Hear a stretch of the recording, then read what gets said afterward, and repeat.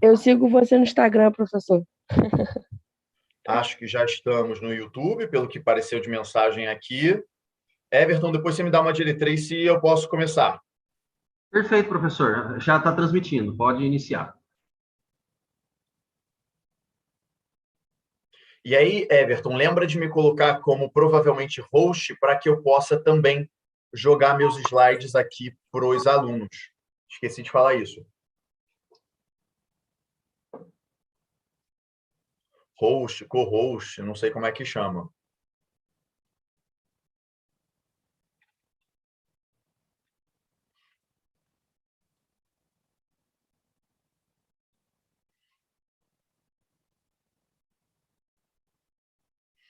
Vou até abrir o YouTube também para ficar de olho aqui nas dúvidas que os alunos eventualmente mandarem.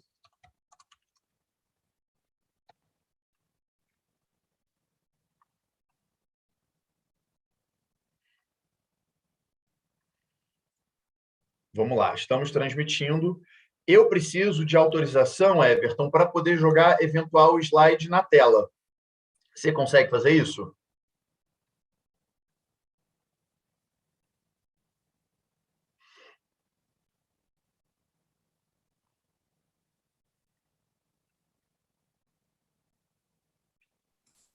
Professor, quem está com o YouTube, anfitrião é a Célia Lívia. apareceu aqui. Célia também, a aluna que já troquei ideia nas redes sociais de outros momentos. Luciano, Luciano, excelente estudo, vamos lá. Dezinha também. Bom, já consigo, inclusive, jogar os slides na tela. Vamos lá. Estava até brincando aqui. Geralmente eu começo a aula falando assim: fala pessoal, bom dia, boa tarde, boa noite, não sei que horas vocês me assistirão. Vai ficar gravado no YouTube.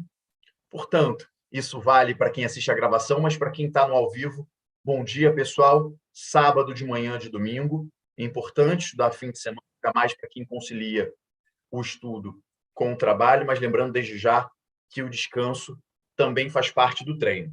Para quem não me conhece, está aí na tela, meu nome é Luiz Henrique, sou defensor público no estado do Rio de Janeiro desde 2019, mestrando em Direito Constitucional pela UF e professor agora dos senhores da matéria. A gente está aqui hoje para falar sobre constitucionalismo, um tema essencialmente doutrinário, que eu pretendo simplificar sem vulgarizar, porque não cai em concursos públicos, despenca. E se a gente fala de concursos públicos de defensoria pública, como a Defensoria Pública de São Paulo, em que o edital é crítico, os examinadores têm uma visão decolonial extremamente crítica do mundo, a visão de um movimento social, político e jurídico, que é o constitucionalismo, precisa ser igualmente com filtros críticos. Sem mais delongas, porque o tempo é curto e a matéria é infinita, já enviei os slides para os senhores. Não recomendo que tentem fazer transcrição de aula, porque não vão conseguir. Preencham em volta dos slides e foquem em mim. Pessoal, a gente está aqui hoje para falar de constitucionalismo. Alguém saberia conceituar constitucionalismo? Um excelente meio de começar respondendo uma prova oral ou mesmo discursiva é conceituando o instituto que vocês vão enfrentar, ainda que a pergunta não seja exatamente essa. O que é constitucionalismo? Se a gente não sabe conceituar, definir, apresentar as principais características, é porque a gente ainda não domina a matéria. Pessoal, o constitucionalismo consiste, nosso tema central de hoje, no movimento político, social e jurídico de limitação do poder em favor de direitos e garantias fundamentais. Bom, em que pese muitos autores afirmem que o constitucionalismo surge com as revoluções liberais burguesas, desde que o mundo é mundo, há ao menos traços de constitucionalismo, ou seja, movimentos políticos, sociais e jurídicos de alguma tentativa de limitação do poder em favor de direitos dos cidadãos. Por isso, quando os senhores abrem os manuais em geral, eles costumam trazer fases, etapas ou momentos do constitucionalismo, mesmo anteriores às revoluções liberais. A maior parte dos livros vai mencionar o constitucionalismo antigo ou o constitucionalismo dos antigos. Alguns trazem dentro desse constitucionalismo dos antigos o constitucionalismo medieval. Os senhores também vão encontrar nos livros o constitucionalismo moderno, que se divide em duas subespécies. Quem está copiando ou fazendo organograma. Constitucionalismo moderno liberal e o constitucionalismo moderno social. Também temos, por exemplo, o neoconstitucionalismo ou o constitucionalismo contemporâneo. Expressões que podem ser tidas como sinônimos, que são tidos como o atual estado da arte no âmbito da dogmática constitucional. Também trabalharemos outros conceitos ao longo dessa aula, como o constitucionalismo latino-americano, que caiu na última prova da Defensoria Pública de São Paulo, patriotismo constitucional, transconstitucionalismo e constitucionalismo abusivo, uma das minhas grandes apostas para os concursos que virão, e não só de Defensoria Pública. Vamos começar pelo começo, constitucionalismo dos antigos. Trouxe uma questão que caiu no TJA Acre, Banca Vunesp 2019, mas que pode cair perfeitamente numa prova de Defensoria Pública. Pessoal, certo ou errado? O constitucionalismo antigo teve início com a Magna Carta de 1215, não havendo antes desse período indícios de experiências democráticas que contrastassem com os poderes teocráticos ou monárquicos dominantes. Certo ou errado? Geralmente as turmas ficam mais tímidas, né, e o pessoal não quer se arriscar. Mas reflete. O constitucionalismo, ou os traços de constitucionalismo, nascem com a Magna Carta de 1215? Essa alternativa, pessoal, está errada. A maior parte dos autores aponta como a primeira sociedade que apresenta efetivos traços de constitucionalismo o povo hebreu, em que, pese regrado por normas essencialmente religiosas, essas normas religiosas, de alguma forma, limitavam o soberano. Nem mesmo ele poderia violar algumas das mais importantes regras divinas. E, de outro lado, por limitar o poder do soberano. Não estou compartilhando o slide na tela, pessoal, foca em mim. E, de outro lado, garantiam alguns direitos em favor dos cidadãos. Portanto, a doutrina costuma apontar a sociedade, o povo hebreu, como a primeira sociedade em que há traços de constitucionalismo. Por isso, a alternativa está incorreta. Mas não apenas. A sociedade grega, a Grécia Antiga, é apontada também como uma sociedade que apresentava fortes traços de constitucionalismo. O principal instituto mencionado nos livros é a democracia direta, em que os cidadãos gregos, sobretudo em Atenas, se reuniam em praça pública e deliberavam sobre as decisões mais importantes numa espécie de autogoverno. Lindo, mas a gente está estudando para provas de Defensoria Pública, em especial Defensoria Pública de São Paulo. Pessoal, quem era cidadão em Atenas? O homem grego proprietário. Isso significa, ou significava, que uma menor parcela da população era efetivamente coparticipante dos processos decisórios. Mulheres, estrangeiros, escravos, crianças eram excluídos desse processo de democracia tido como direta. Portanto, alguns institutos ali embrionários contribuíram para o desenvolvimento do conceito de democracia nos moldes que nós conhecemos, mas que devem ser tomados com muita cautela e contextualizados historicamente. Mesmo a Roma Antiga também possuía traços de constitucionalismo. Em dado momento, nós tínhamos uma espécie de poder executivo, mas também no Senado, uma espécie de poder legislativo num típico sistema de freios e contrapesos, que também contribuiu para o desenvolvimento da separação de poderes nos moldes que nós conhecemos hoje. Finalmente, agora sim, chegamos à Inglaterra, mais especificamente o Reino Unido, apontado na maior parte dos livros dentro do constitucionalismo dos antigos, mas especificamente um constitucionalismo medieval, que tem como grande marco normativo a Magna Carta, de 1215. Finalmente, um documento escrito, que lá nas classificações das constituições seria classificada como uma constituição pactuada, porque decorre de um grande pacto entre elites. O rei João Sem Terra, um rei enfraquecido politicamente do ponto de vista militar de um lado, e a nobreza ascendente de outro. De fato, a Magna Carta consagrava diversos direitos fundamentais que hoje são importantíssimos. Ali o embrião do juiz natural, do devido processo legal, as limitações ao poder de tributar. Mas cuidado, acabei de afirmar que a Magna Carta era um pacto entre elites. Portanto, não uma constituição nos moldes que nós conhecemos, e os direitos ali consagrados não eram estendidos a toda a população, mas somente àqueles integrantes do pacto. Gradativamente, a Inglaterra foi editando atos normativos que ampliavam estes direitos para o restante da população.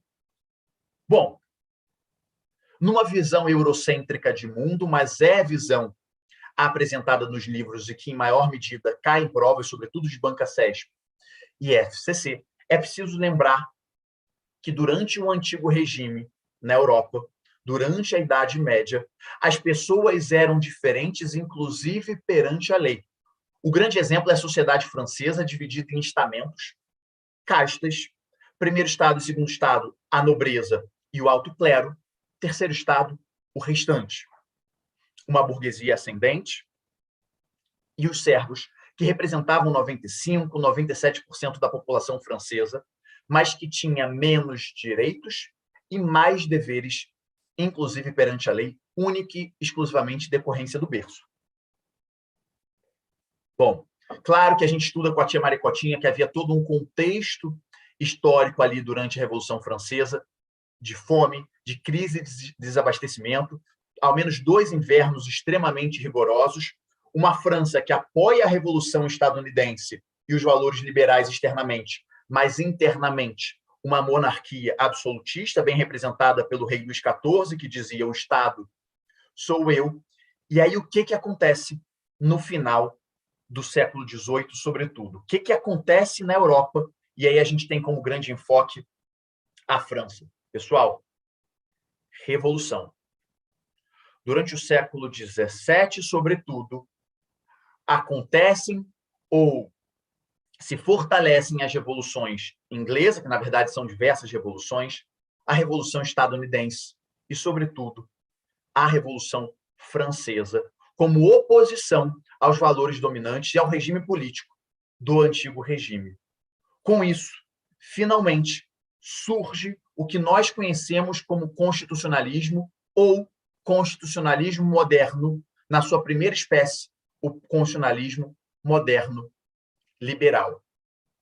Bom, o constitucionalismo moderno liberal tem como marcos históricos ou como origens históricas as revoluções liberais burguesas, como a Revolução Inglesa, a Revolução Estadunidense e a Revolução Francesa, que tiveram justamente como marcos filosóficos o iluminismo e o liberalismo.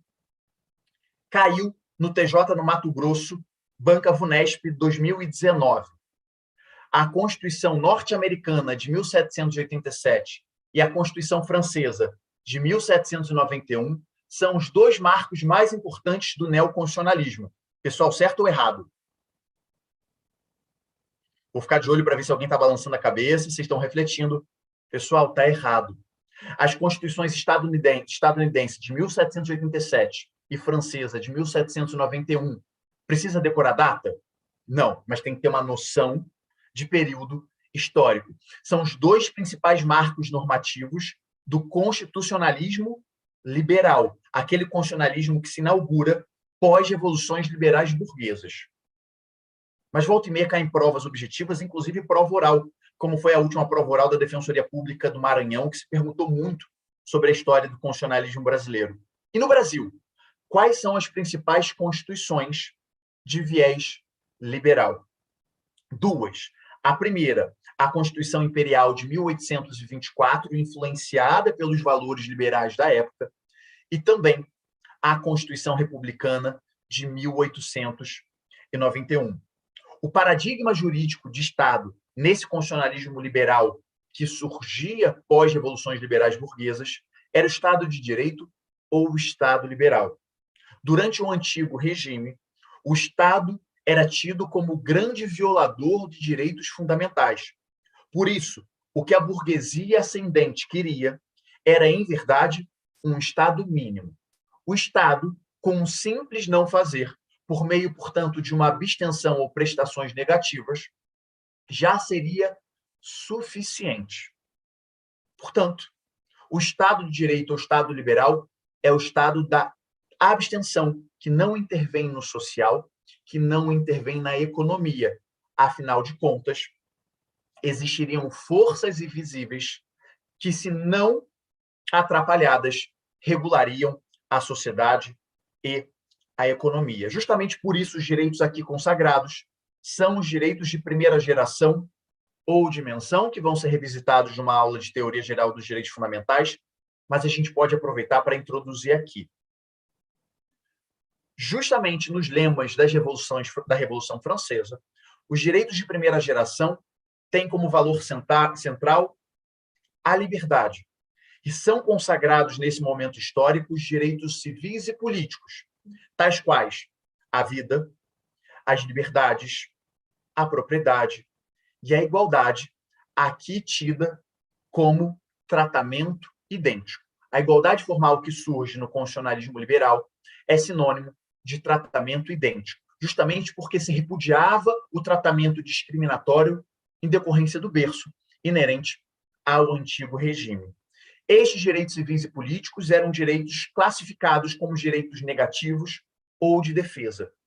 Eles eram promovidos pelo Estado com um simples não matar, vida, com um simples não expropriar indevidamente, propriedade, com um simples não prender arbitrariamente, liberdade. Bastava, portanto, uma abstenção por parte do Estado. Problema, pessoal, problemão. O discurso de liberdade e de igualdade pregado pela burguesia ascendente ficava apenas no âmbito da retórica. Marx, ao longo do século XIX, escreveu diversas obras que apontam essa distorção. Bom, durante o século XIX, mulheres ainda não tinham direito a voto. Marx, se eu não me engano, na questão judaica, aponta que os judeus, na Alemanha, tinham menos direitos que o restante da população. Isso já no século XIX. O proletariado do século XIX na Inglaterra era tão ou mais explorado que o servo durante a Idade Média na Europa. Trouxe até uma imagem para representar esse momento em que o discurso de igualdade e de liberdade, ou seja, como se todos os indivíduos fossem plenamente livres para negociar sua autonomia social e econômica, fomentou distorções incompatíveis com o discurso liberal burguês. Tanto é assim que Daniel Sarmento e Cláudio Pereira Souza Neto, num livraço, não precisa ler, não é um livro para concurso, apontam essas distorções do constitucionalismo liberal.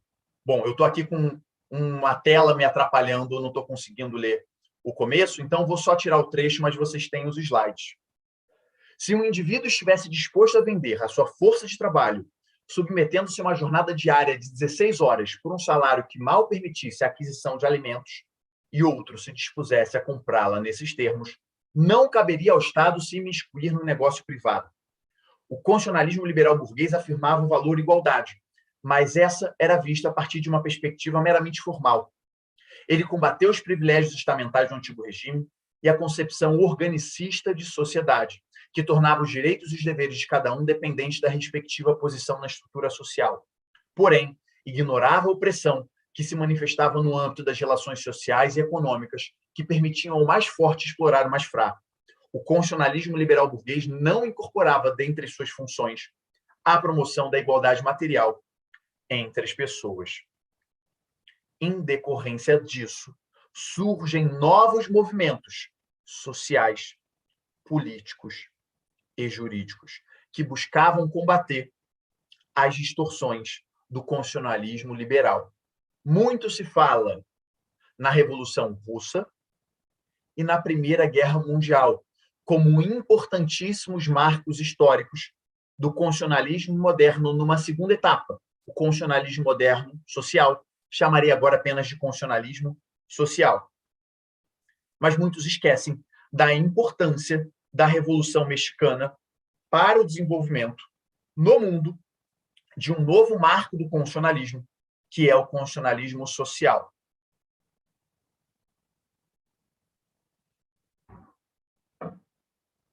Pois bem, é a partir de agora o constitucionalismo que falaremos, o constitucionalismo social, que tem como marcos históricos, portanto, sim a Primeira Guerra Mundial, sim a Revolução Russa, mas não se esqueçam, a Revolução Mexicana. Como marcos teóricos, o marxismo, mas também uma importante doutrina social da Igreja Católica que desenvolve no final do século XIX, no começo do século XX, contra a exploração que se identificava do proletariado naquele momento. Quais são os grandes marcos normativos que despencam também concursos públicos e tem que decorar? Tem. Justamente a Constituição Mexicana de 1917, mas também a Constituição de Weimar, ou alemã, pós Primeira Guerra Mundial, de 1919. E no Brasil, isso caiu no TJ Rondônia, VUNESP, também em 2019. Qual foi a primeira Constituição brasileira inspirada ou influenciada diretamente por um constitucionalismo social? Momento de reflexão, isso é importante para a memorização.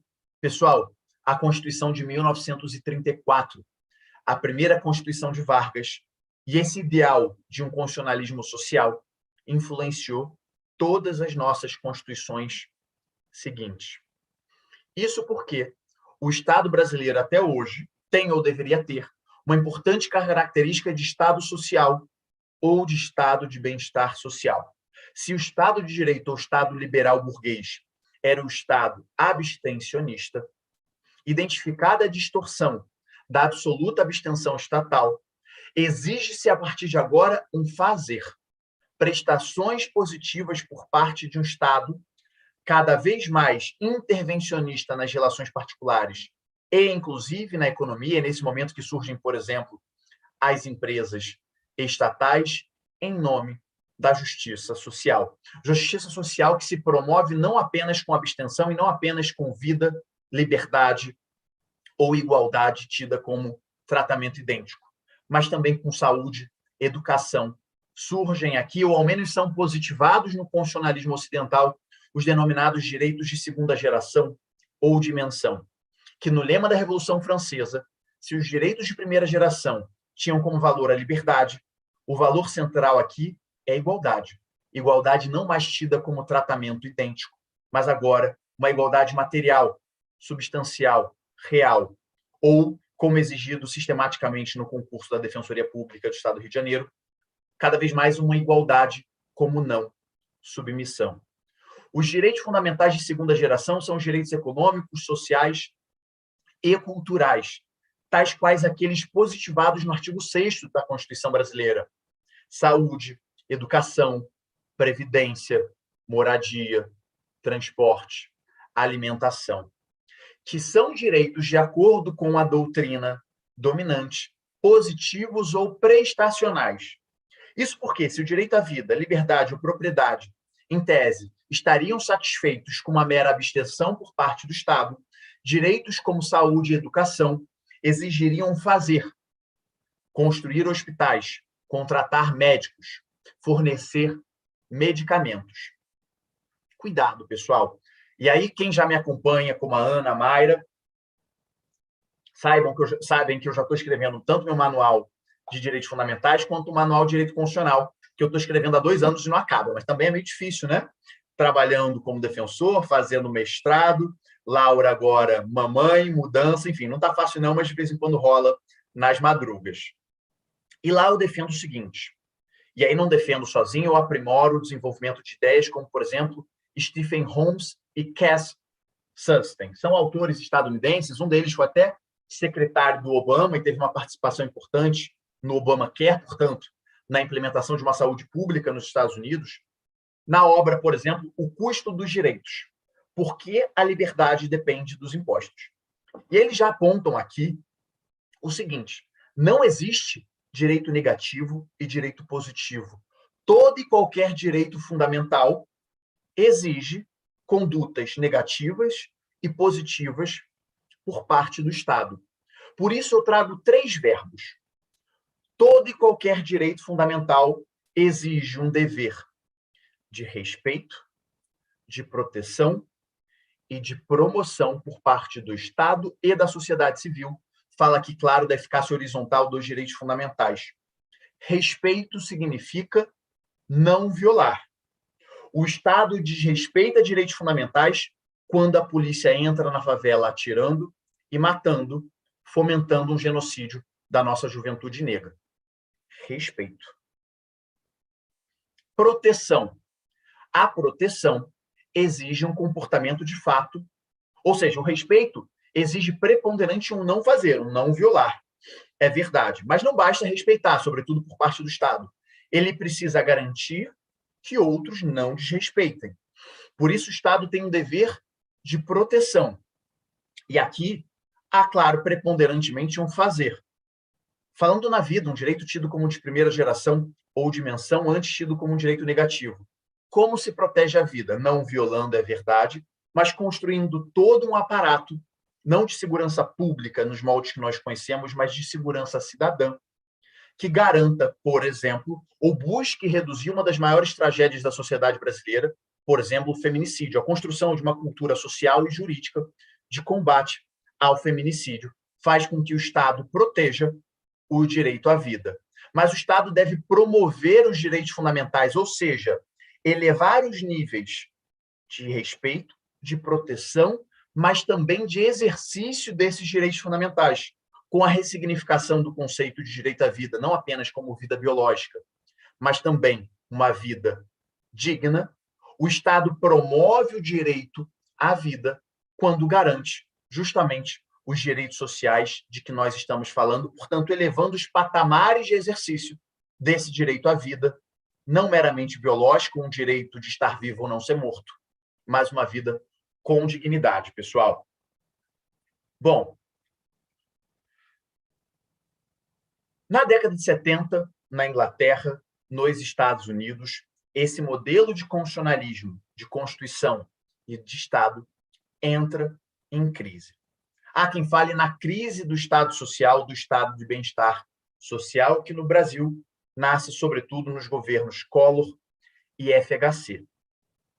Bom, mas mesmo antes, começa a se desenvolver um novo movimento constitucional, denominado de neoconstitucionalismo ou constitucionalismo contemporâneo. Deveria falar neoconstitucionalismos, no plural, porque a expressão reúne diversas posturas teóricas com divergências, mas que apresentam um núcleo comum. E a gente está estudando para concurso público, não é mestrado. Portanto, aqui também pretendo simplificar, sem vulgarizar, trazendo uma metodologia muito semelhante. Pessoal, quando se desenvolve esse neoconstitucionalismo? O grande marco histórico é o fim da Segunda Guerra Mundial.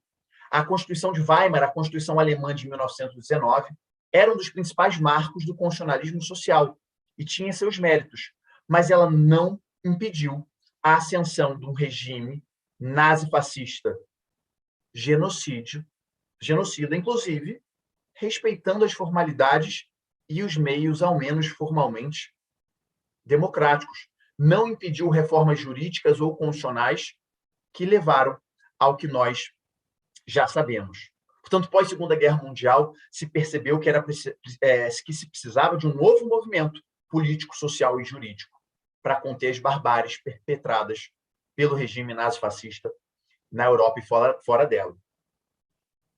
O marco filosófico desse neoconstitucionalismo é o pós-positivismo. Percebam, portanto, pessoal, que com alguma divergência, afirmo com tranquilidade que pós-positivismo e neoconstitucionalismo não são sinônimos. O pós-positivismo é uma corrente filosófica com pretensão de teoria geral do direito que permitiu o desenvolvimento deste neoconstitucionalismo. 2 principais autores pós-positivistas ou não positivistas são Dworkin e Alexis. Eles possuem importantes divergências, mas é possível indicar algumas características comuns, como, por exemplo, o reconhecimento da força normativa dos princípios, a reaproximação entre direito e moral, a importância da linguagem e da argumentação jurídica.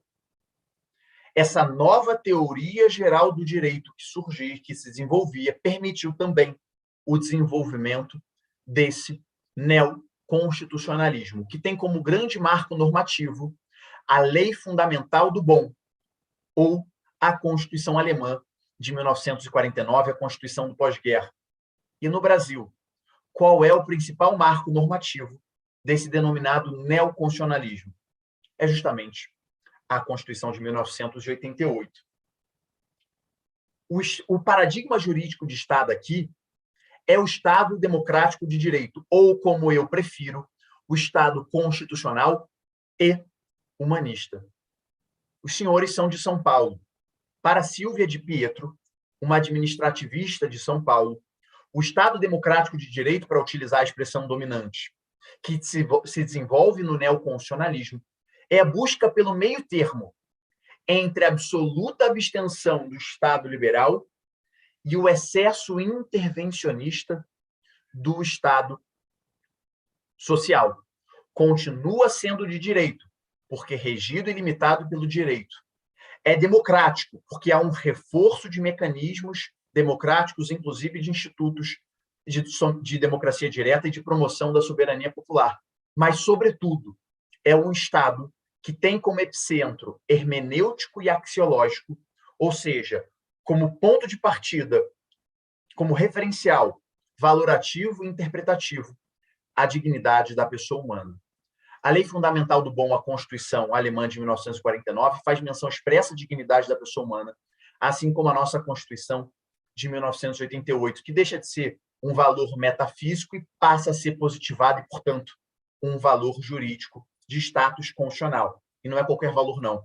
É o mais importante da nossa sociedade. Percebam, portanto, que inerente ao neoconstitucionalismo está a centralidade dos direitos fundamentais, não apenas de primeira ou de segunda geração, mas considerando as novas violações que surgem, individuais e também coletivas, surgem direitos de terceira, quarta, quinta, sexta geração. A partir da terceira, não há mais uniformidade. Mas a maior parte da doutrina costuma apontar os direitos de terceira geração como aqueles direitos coletivos em sentido amplo, porque pertencentes a todo o gênero humano. Grande exemplo, meio ambiente, ecologicamente equilibrado. E essa associação entre neoconstitucionalismo e direitos coletivos caiu na última prova do Ministério Público de Goiás. Bom, mas não só. Finalmente, é com o neoconstitucionalismo que se reconhece a força normativa da Constituição. É verdade que nos Estados Unidos, ao menos desde 1803, caso Madison versus Marbury, que os senhores já conhecem quando estudam o controle de constitucionalidade, naquele país já se reconhecia a Constituição como norma jurídica. Mas na Europa e na América Latina, até meados do século XX, a Constituição era tida como um documento essencialmente político, para alguns, uma mera exortação moral ao legislador. A Constituição não era tida na Europa como norma jurídica. Era mais fácil um juiz aplicar o Código Civil do que a Constituição. É com o desenvolvimento de pensamentos de autores como Konrad Hess, alemão, um alemão importantíssimo que foi professor de Canotilho em Portugal e no Brasil, por exemplo, de Gilmar Mendes, e por isso influencia muito o nosso pensamento, que se reconhece a Constituição como norma jurídica. E não é qualquer norma jurídica, não é suprema apenas do ponto de vista formal, é suprema também do ponto de vista material em decorrência da centralidade dos direitos fundamentais. Portanto, norma jurídica diretamente aplicável e imperativa. Mas cuidado, quando a gente estuda as concepções da Constituição, a gente lembra da concepção sociológica de Ferdinand Lassalle, que afirma que a Constituição deve observar os fatores reais de poder sob pena de ser uma mera folha de papel. Isso porque a Constituição não teria qualquer capacidade de conformar ou alterar a realidade. Konrad Hess não é ingênuo de colocar a normatividade, o dever ser, acima da realidade, o ser. Mas, para ele, há uma relação de coordenação e de influências mútuas. A Constituição ao ser editada ou alterada, deve considerar a realidade que pretende regrar. Mas é justamente dessa realidade que leva à sua edição que ela extrai a sua força motora, capaz também de alterar a realidade em influências recíprocas. Mas para isso, afirma Conrad Hess, não basta vontade de poder. É preciso, sobretudo, vontade de constituição. Com isso, há um movimento de constitucionalização do direito, muito comum também em provas de direito civil, em provas discursivas de Defensoria Pública de São Paulo, Defensoria do Rio, Defensoria Minas, sobretudo aquelas que envolvem direitos da personalidade ou grupos vulnerabilizados, mesmo em direito civil, os senhores precisam falar em constitucionalização do direito e neoconstitucionalismo, porque é justamente essa perspectiva teórica que implica numa eficácia expansiva da Constituição. Mas cuidado, constitucionalização do direito não significa apenas a positivação na Constituição de normas de outros ramos do direito. Colocar na Constituição uma norma de direito civil, uma norma de direito penal, uma norma de processo.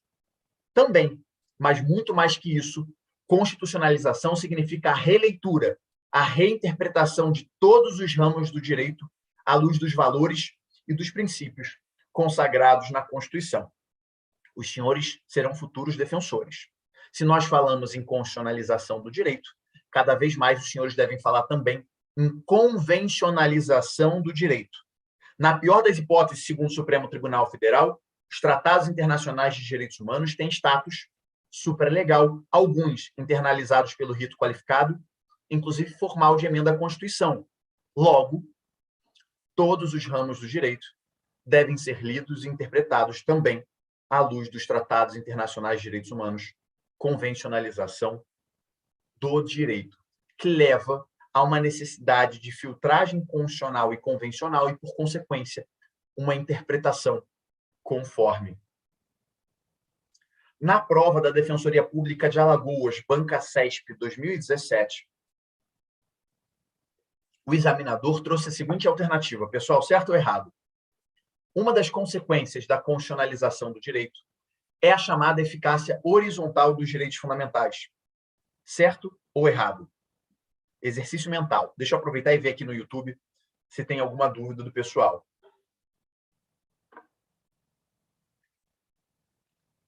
Passei o olho rápido, pessoal, não vi nenhuma pergunta específica, então vamos tocar o barco. A alternativa está correta.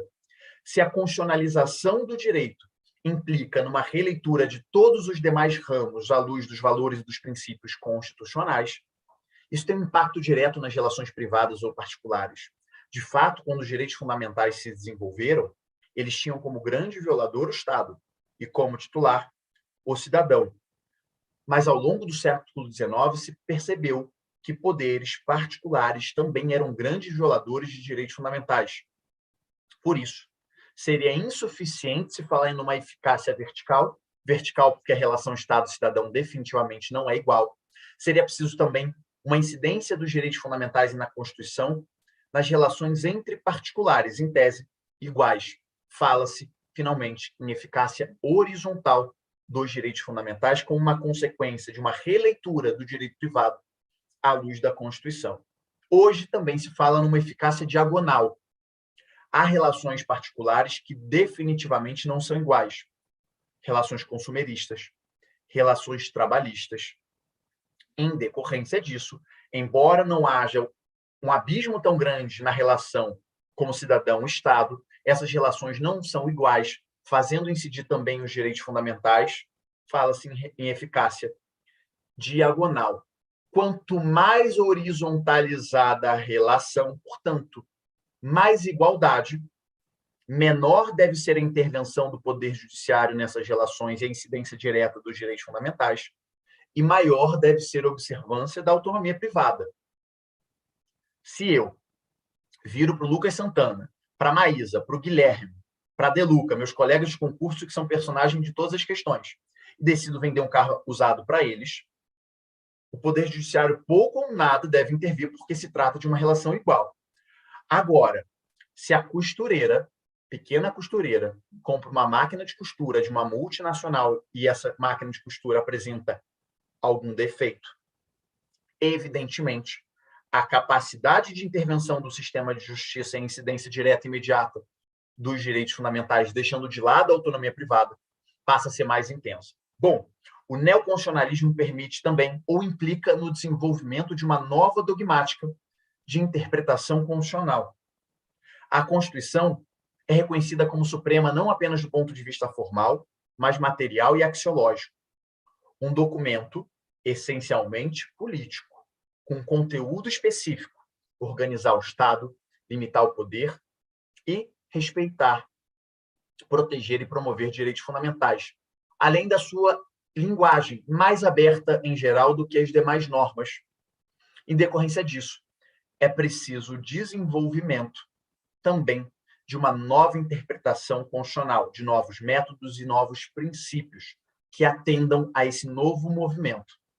Os senhores certamente terão uma aula sobre hermenêutica especificamente constitucional. E essa hermenêutica especificamente constitucional que permite o desenvolvimento ou o reforço da jurisdição constitucional. Essa característica do neoconstitucionalismo é apontada por críticos, na verdade, que criticam o ativismo judicial e a banalização da utilização de princípios. Um desses críticos é o Adila Mego Bulos, que, por exemplo, nessa passagem, afirma que a única novidade do neoconstitucionalismo é a deturpação e o exagero quanto a certos institutos e categorias dogmáticas. Foi o que fizeram com os princípios constitucionais. Supervalorizaram tanto as normas-princípio que elas passaram a ser mais importantes do que as normas em geral. E como tudo virou princípio, muitos juízes deixam de aplicar as normas jurídicas, em nome de ilações e mais ilações, transformando conjecturas em certezas, probabilidades em axiomas, deturpando a grande importância que os princípios verdadeiramente possuem. É o que Lênin Streck chama de panprincipiologia, um conceito que pode começar a cair em concursos públicos, embora não seja uma grande novidade. Com a justificativa de julgar com base em princípios, na verdade, juízes julgam de acordo com a própria consciência, afastando a vontade do legislador. Bom, essas críticas não podem ser desconsideradas. Mas, em geral, é preciso adotar uma postura intermediária, ainda mais em provas de defensoria pública. Chamo, uma vez mais, as lições de Daniel Sarmento e de Cláudio Pereira de Souza Neto. Para eles, definitivamente, essas críticas devem ser levadas a sério. Concepções radicais de neoconstitucionalismo que endossem a opção por um governo de juízes ou que aplaudam um decisionismo judicial alimentado por a invocação emotiva e pouco fundamentada de princípios e valores constitucionais devem ser evitadas, porque incompatíveis com o ideário do constitucionalismo. Tampouco se deve respaldar a hiperconstitucionalização do direito, que suprima o espaço necessário para o desenvolvimento da política majoritária. Porém, deve ser louvado um novo constitucionalismo que, sem desprezar o papel essencial das instâncias democráticas na definição do direito, reconheça e valorize a irradiação das normas constitucionais pelo ordenamento, a invocação fundamentada e racional dos princípios jurídicos, bem como a atuação firme e construtiva do judiciário para a proteção e promoção dos direitos fundamentais e dos pressupostos da democracia. De fato, é preciso tomar cuidado com uma banalização dos princípios e de uma judicialização da vida. Mas o neoconstitucionalismo tem seu valor numa perspectiva, numa tentativa de promover direitos fundamentais. Com isso, pessoal, encerramos essa primeira metade da aula.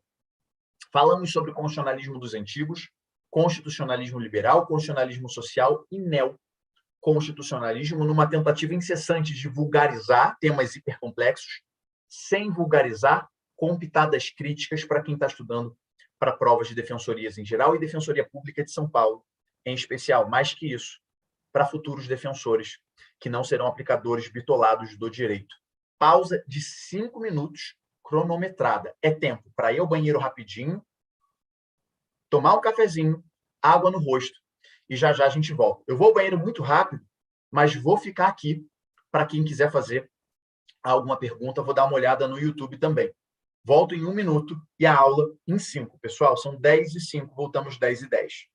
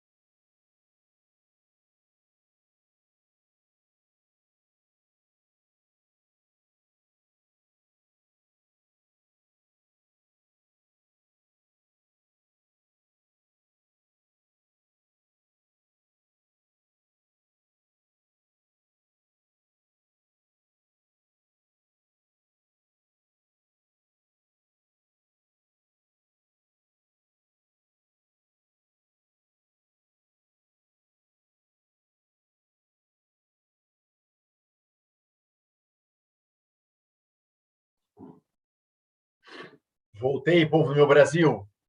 Pessoal, alguém quer fazer alguma pergunta, alguma dúvida? Deixa eu dar uma olhada no chat.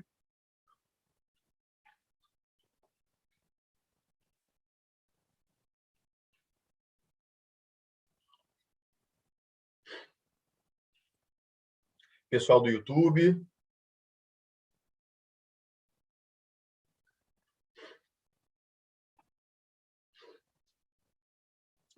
Gente, a aula, sem dúvida, é meio desesperador.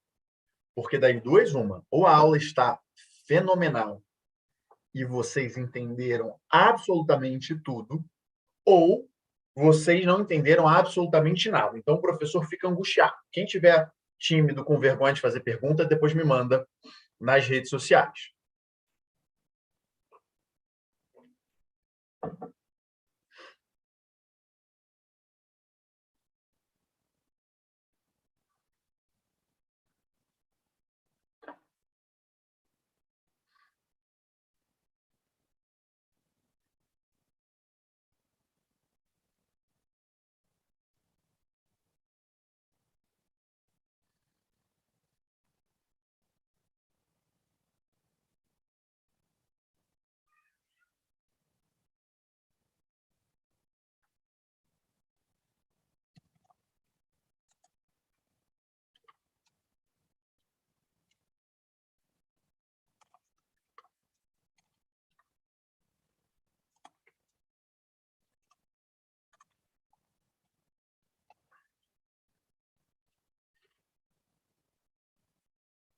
E aí, Ana, alguma dúvida?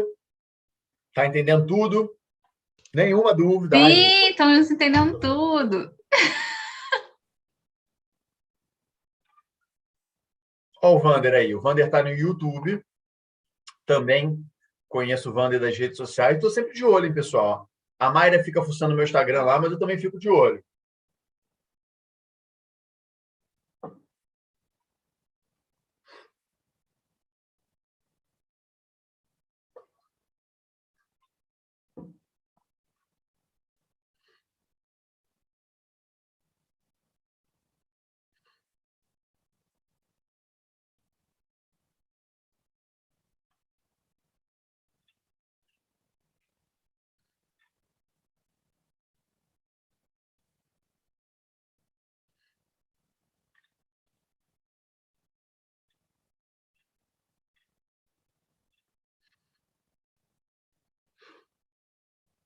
Pessoal, 10:10, sem mais delongas, porque o tempo é curto, a matéria é infinita.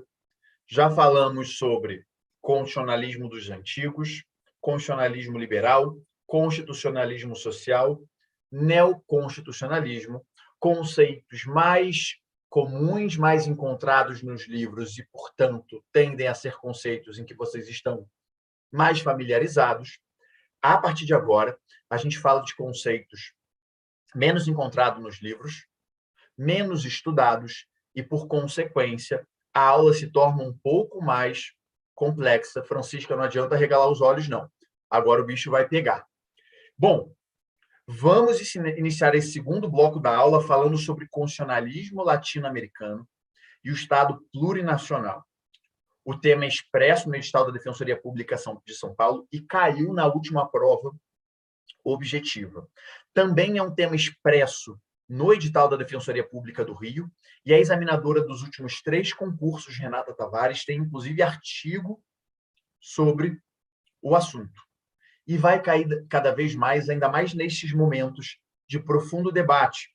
Tivemos o golpe conservador na Bolívia e a retomada do poder plurinacional. Temos debates no Chile em uma nova constituinte em que pode surgir uma constituição com importantes características latino-americanas. E temos o vilipêndio sistemático de direitos fundamentais das comunidades tradicionais indígenas no Brasil, como vimos nos debates da última semana. O tema é quente para cair na sua prova. Vamos lá. Vou começar de maneira mais simples, e aí depois a gente vai trazendo algumas pitadas mais complexas. Na última prova da Defensoria Pública de São Paulo, o tema caiu na prova objetiva. Se os senhores soubessem quais são os marcos normativos, ou seja, as constituições apontadas pela doutrina como constituições de característica latino-americana e que consagram o Estado plurinacional, já eliminavam 3 das 5 assertivas. São os principais marcos do constitucionalismo latino-americano, portanto, a Constituição do Equador, de 2008, e a Constituição da Bolívia, de 2009. Tem que decorar, porque os enunciados botavam outros países latino-americanos. Se você soubesse disso, já eliminava 3 das 5 e aí era 50-50. Bom, para a gente entender um pouquinho do constitucionalismo latino-americano, é preciso voltar e voltar bem. O conceito de soberania foi desenvolvido por Jean Bodin, que tem uma faceta interna e uma faceta externa. E é preciso entender e contextualizar o momento em que este conceito e o pensamento de Jean Bodin foi desenvolvido, numa perspectiva eurocêntrica, e agora tem que ser para a gente entender depois a perspectiva decolonial. Bom, Europa, durante a Idade Média, era fatiada e fragmentada em termos sociais, políticos, jurídicos e de poder. É a Idade Média e o regime medieval, que a gente estuda com a tia Maricotinha.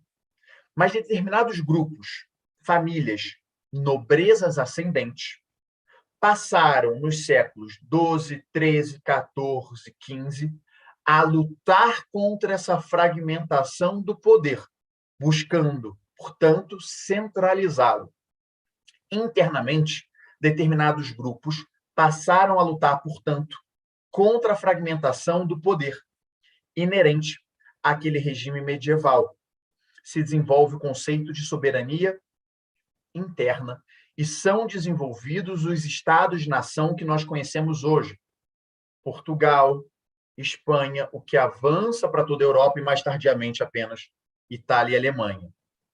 Do ponto de vista externo, estes mesmos grupos que buscavam centralizar o poder que levava à construção do Estado-nação que nós conhecemos hoje, buscavam restringir ou reduzir o excesso de poder e o excesso de intervenção que a Igreja Católica e o Vaticano tinha nestas regiões da Europa.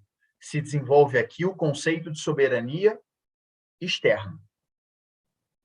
Para que esse projeto destes grupos ascendentes se concretizasse, era preciso legitimar de alguma forma.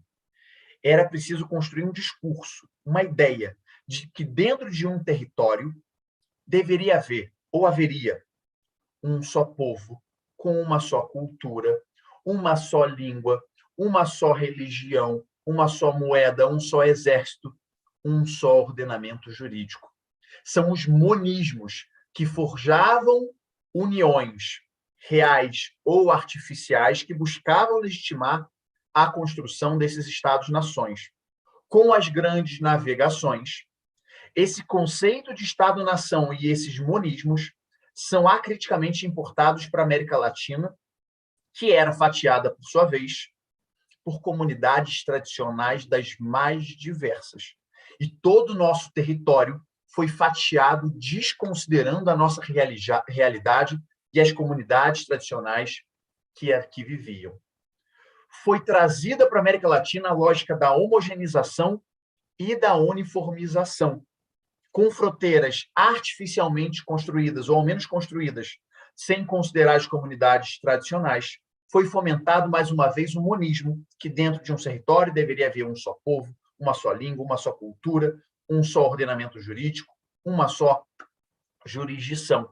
E para promover esse monismo, foram estabelecidas ou políticas de extermínio das comunidades tradicionais ou políticas assimilacionistas e integracionistas das Américas. O grande exemplo é o Estatuto do Índio, embora formalmente vigente, sem dúvida alguma, em maior medida não recepcionado pela Constituição de 1988, que tratava, inclusive, o índio como incapaz, um regime tutelar que tinha, inclusive, a FUNAI não como instrumento de promoção de direitos, mas de tutela, infantilizando esse índio que um dia se tornaria mais civilizado. O que havia na prática era uma tentativa de neutralização de qualquer forma de existir diversa daquela importada pelos colonizadores. Um verdadeiro culturicídio. E para superar esse culturicídio, somente uma proposta decolonizadora, uma nova perspectiva, um novo movimento igualmente social, político e jurídico, que nos livre das amarras europeias e de todos esses conceitos que neutralizaram a complexidade latino-americana dos últimos séculos. Bom, então vamos lá.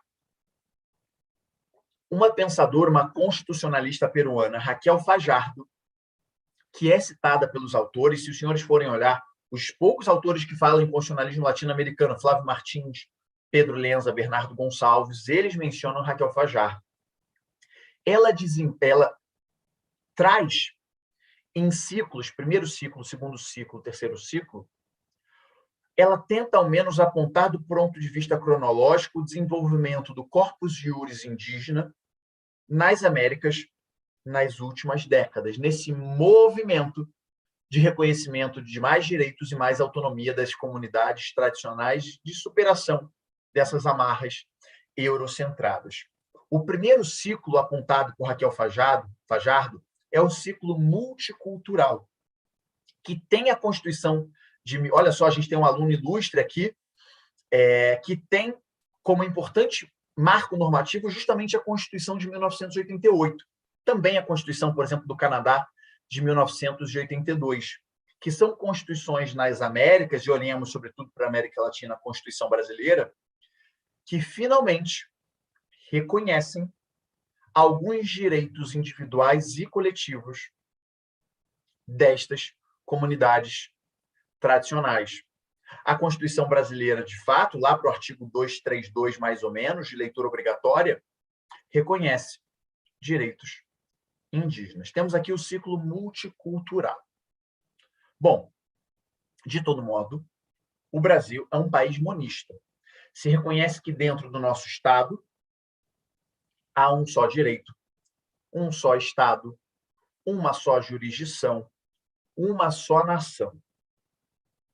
Surge um segundo ciclo, o ciclo agora pluricultural, que tem como principal marco normativo a internalização pelos países da América Latina da Convenção 169 da OIT, que é o grande tratado internacional garantidor de direitos dessas comunidades tradicionais. Vejam só, um tratado da Organização Internacional do Trabalho. Nesse momento, e à luz da Convenção 69 da OIT, por exemplo, ordenamentos jurídicos passam a reconhecer que as propriedades, os territórios, são pertencentes àquelas coletividades, às comunidades tradicionais, que estão boa de prova objetiva. A Constituição de 1988 afirma que a propriedade desses territórios é da União, embora a posse seja das comunidades tradicionais. Já a Convenção 69 da OIT, assim como a jurisprudência da Corte Interamericana de Direitos Humanos, impõe que a propriedade é das comunidades tradicionais. Outra pegadinha de prova. A própria Constituição de 1988 impõe um tratamento diferenciado com relação aos territórios indígenas e quilombolas. Quanto aos quilombolas, a própria Constituição afirma que a propriedade pertence a eles, enquanto, com relação aos indígenas, pertence à União. Mas a Convenção 69 da OIT inova também ao reconhecer a jurisdição indígena.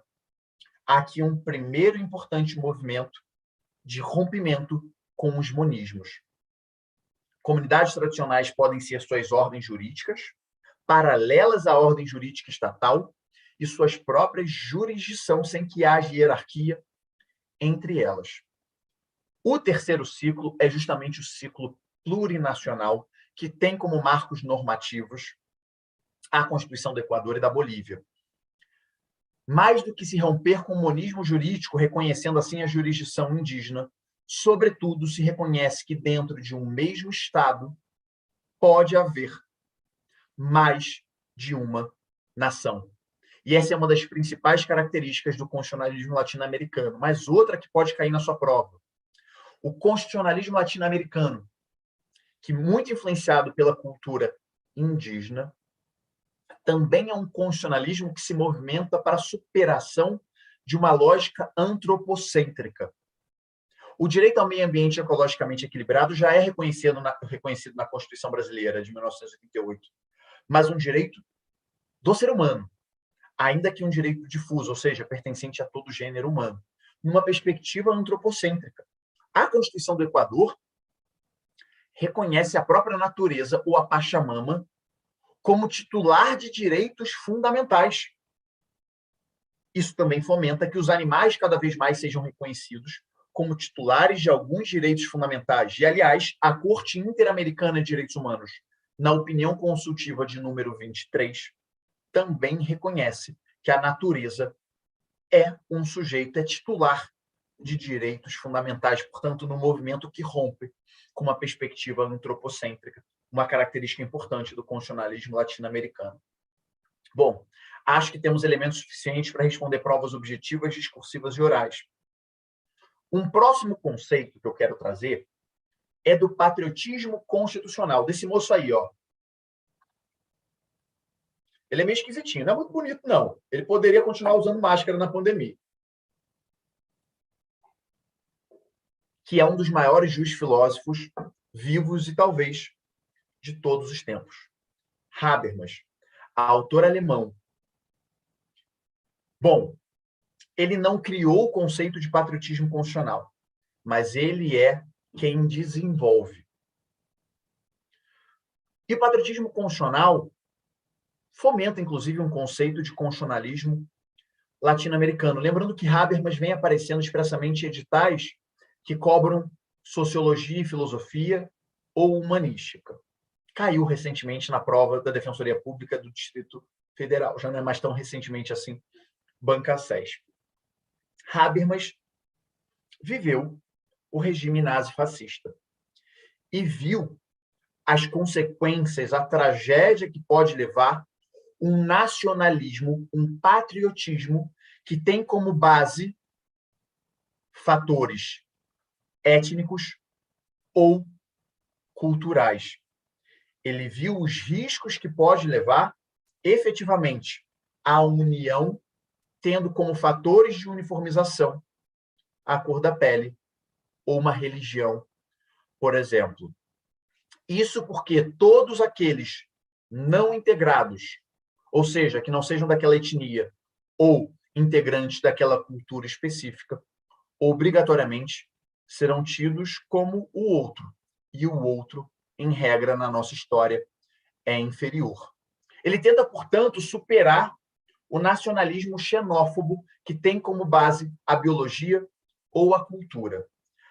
A união de um país que é necessária não se dá com base na cor da pele, na língua ou na religião. E vejam como o patriotismo constitucional pode fomentar um constitucionalismo latino-americano.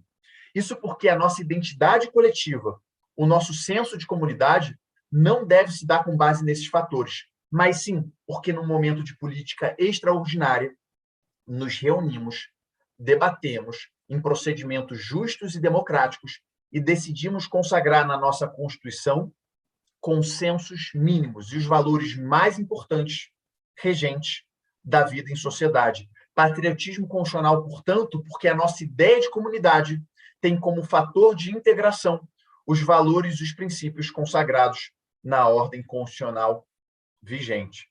Esse conceito é muito legal. Habermas também caiu na última prova do TJ Minas Gerais. Outro conceito importante de se trabalhar é o conceito de transconstitucionalismo, que está aí, é desenvolvido por esse autor, Marcelo Neves. Vivemos em sociedades, ou no mundo globalizado, em sociedades cada vez mais complexas. Complexas do ponto de vista social, econômico e igualmente jurídico. Tem um tempo que eu não olho o edital da Defensoria Pública de São Paulo, mas, se eu não me engano, no último edital, na parte de filosofia e sociologia, tinha um professor da USP chamado José Eduardo Faria. Alguém pode me confirmar? José Eduardo Faria é um sociólogo daí de São Paulo, portanto, expresso no edital, Francisca confirmou, Ana também, que trabalha muito com a ideia de um direito cada vez mais complexo, menos hierarquizado e em rede. Um direito com diversas fontes normativas e decisórias. E esse conceito tem tudo a ver com o pensamento de transconstitucionalismo de Marcelo Neves. No Brasil, nós temos um direito municipal, um direito estadual e um direito nacional. Convivemos com tratados internacionais no âmbito do sistema interamericano e no sistema global. Temos cada vez mais fontes privadas do direito também. Um regulamento de uma multinacional pode regrar um sem número de cidadãos do mundo. Também temos diversas fontes decisórias. Uma justiça estadual, uma justiça federal, tribunais internacionais como a Corte Interamericana, ou mesmo os comitês da ONU com as suas características administrativas ou quase jurisdicionais, e também tribunais arbitrais. O operador do direito contemporâneo deve se habituar a essas diversas fontes normativas e decisórias e reconhecer que cada vez há menos hierarquia entre elas. A ideia de pirâmide extraída de Kelsen, embora tenha a sua importância, gradativamente é superada por uma ideia de diálogo cooperativo entre as diversas ordens jurídicas e fontes decisórias, com especial enfoque na tutela dos direitos fundamentais, dos direitos humanos. Vamos trazer um exemplo. Bom, hoje, no Supremo Tribunal Federal, está pendente de julgamento a DPF 442, que está expressa no edital da Defensoria Pública do Estado do Rio de Janeiro, e, se eu não me engano, está expressa no edital, não é da Defensoria Pública do Paraná, mas um dos últimos editais do Mato Grosso do Sul. A DPF 442 aparece expressa no edital do Mato Grosso do Sul. Pendente de julgamento, pessoal, em que o STF será instado a se manifestar sobre o seguinte: a criminalização do aborto. Foi recepcionada pela Constituição o aborto até os 3 meses, ou melhor, 12 semanas de gestação? Bom, tema polêmico. Durante muito tempo, eu afirmei o seguinte: sou a favor da descriminalização do aborto até os 3 meses de gestação. Diversos critérios, não é o objetivo da aula, mas dentre eles, bom, o critério morte no ordenamento jurídico brasileiro é a morte encefálica. O desenvolvimento do sistema nervoso central do feto se dá, sobretudo, a partir de 12 semanas. Ora, se o nosso critério morte jurídica é a morte encefálica, enquanto não há um sistema nervoso central especialmente desenvolvido, ainda que se reconheça a vida. E a questão não é existe ou não vida, a questão é qual é a intensidade da proteção daquele direito à vida, se ponderado com outros valores ou direitos ou princípios igualmente constitucionais, como a própria autonomia do corpo da mulher. Bom, e aí eu defendi o seguinte: sou a favor da descriminalização do aborto até os 3 meses, mas isso deve se dar nas instâncias político-deliberativas. Essa decisão não pode vir de 11 ministros iluminados, deve decorrer de um debate maduro no parlamento. Mas esses dias eu tive contato com uma pesquisa em que se analisou tentativas de deliberação no Congresso Nacional. Os projetos de lei, neste sentido, sequer são deliberados no Congresso Nacional.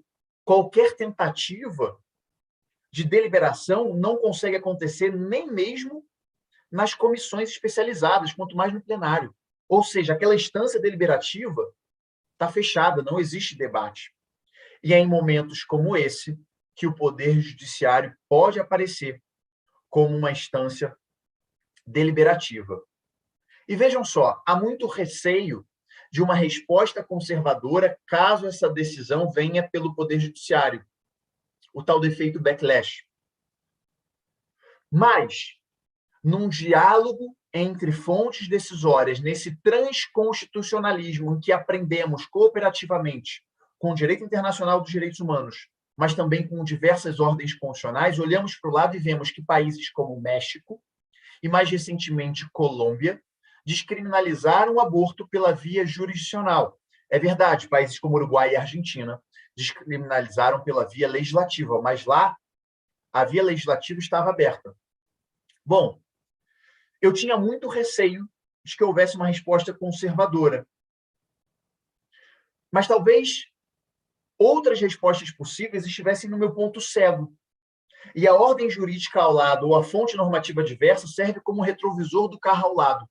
Eu estou dirigindo, talvez eu não veja a moto no retrovisor, mas o carro ao lado pode estar vendo e pode me alertar sobre problemas e sobre soluções. Transconstitucionalismo é isso. A ordem jurídica ao lado não é superior, não é melhor, mas nós podemos aprender com ela, porque talvez o ângulo dela seja diverso e ela esteja enxergando o que nós não conseguimos enxergar. Percebam que transconstitucionalismo tem tudo a ver com a teoria do diálogo das cortes de André de Carvalho Ramos, mas ele fala especificamente sobre o Supremo Tribunal Federal e Corte Interamericana de Direitos Humanos.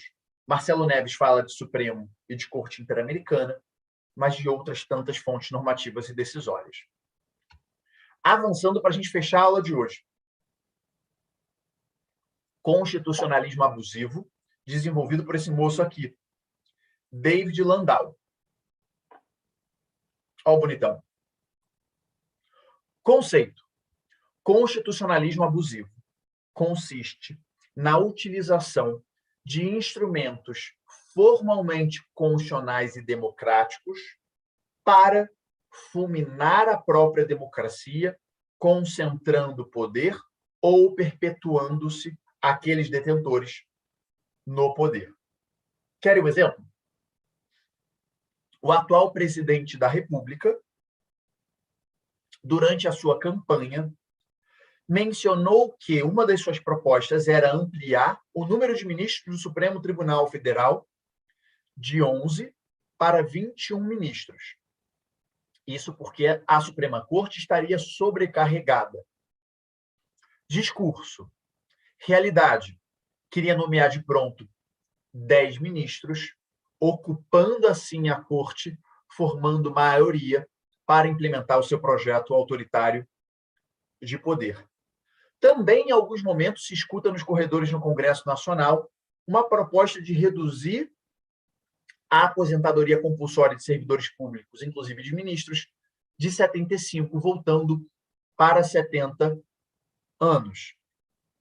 Objetivo não declarado: aposentar compulsoriamente ministros da Suprema Corte, para que o atual presidente da República possa nomear ministros e garantir, assim, maioria na Corte.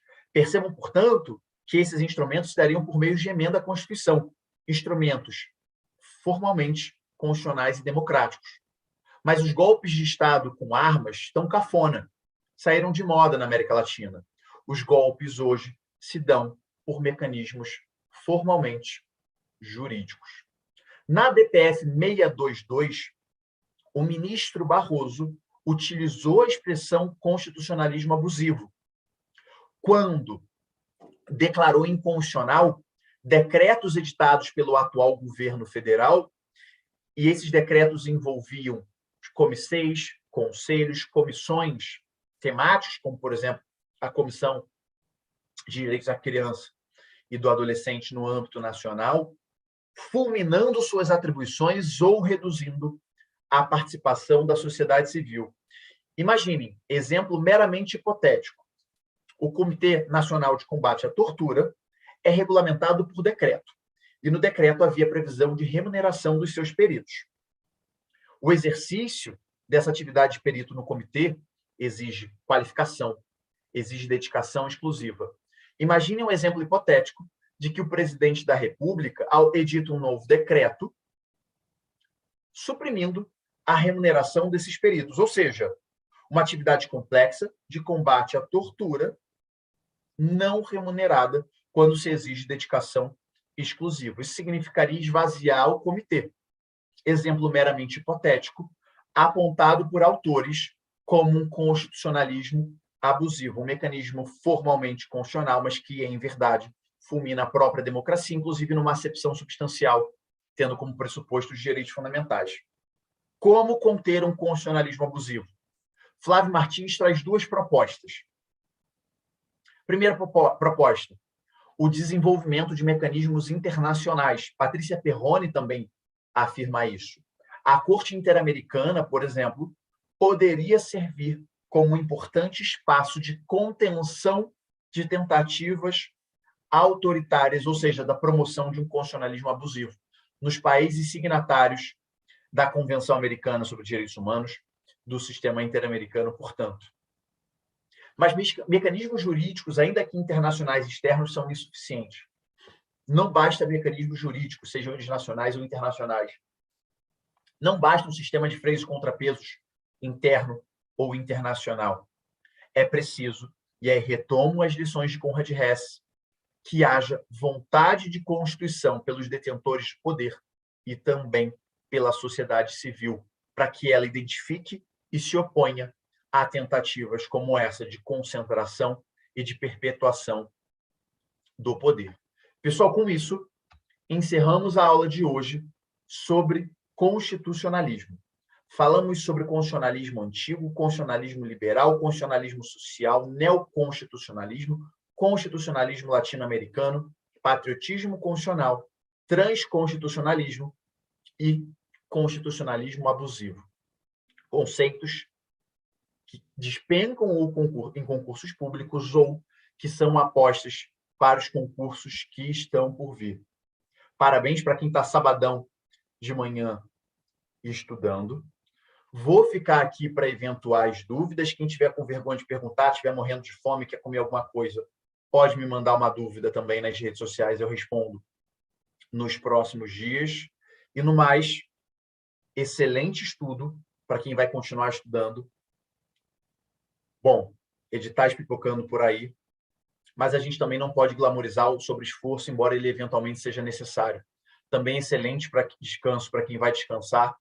O descanso faz parte do treino. Se forem estudar, estudem bem. Se forem descansar, também se permitam descansar 100%. Pessoal, bom, parabéns e me coloco agora à disposição para dúvidas dos futuros colegas. Vou dar uma olhadinha aqui também no YouTube. O Carlos aqui no YouTube lembrou que o tempo é curto, é a matéria infinita, e de fato é.